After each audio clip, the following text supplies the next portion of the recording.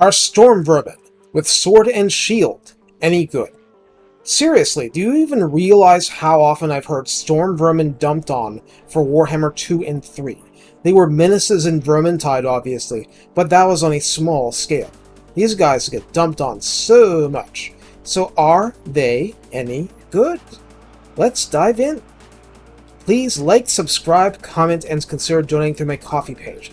Let's make this channel a real value proposition. On Ultra, the base Stormvermin come in with 160 models per unit, with 99-20 hit points spread between them.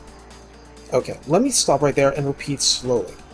On Ultra, the base Stormvermin come with 160 models. For a heavy infantry unit, that's simply insane. It is bonkers. Chaos Warriors and Bestigors are 100 models per unit. No, the HP isn't high, per model, but that's a lot of gristle to chew through. Armor is 90, so every single one of those models is highly resistant to base damage. These Stormvermin carry bronze quality shields, parrying 35% of small arms missile fire.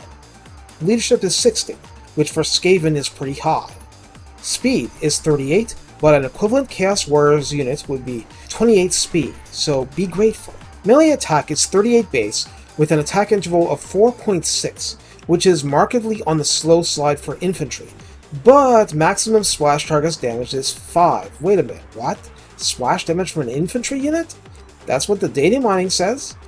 Melee defense is 36, which is far from terrible. Weapon strength is 34, divided between 25 base damage and 9 armor piercing, which is far from the worst out there. Charge bonus is 18, but that's not what you brought them for. Now, the thing about the speed is that it mainly kicks in when running away. On the way in, strength in numbers gives you a minus 10% nerf to speed, but adds plus 8 melee defense and plus 6 leadership, which makes those earlier numbers seem highly suspect. Suddenly leadership is 66, which starts to be okay-ish, and melee defense morphs to 44.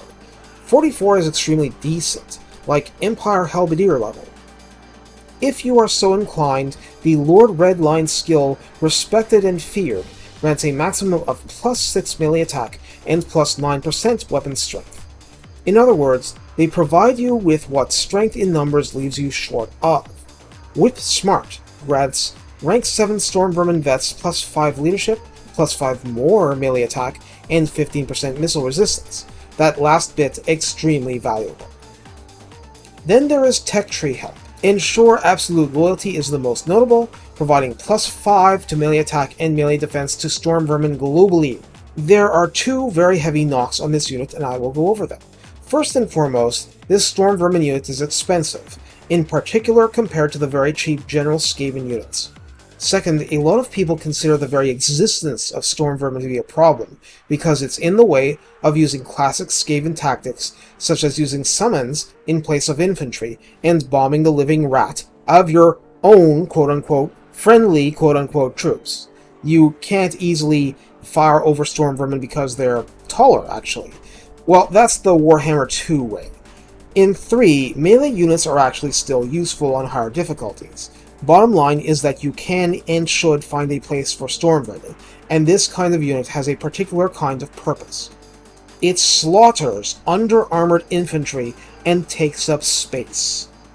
Taking up space means that your army is free to maneuver in other places.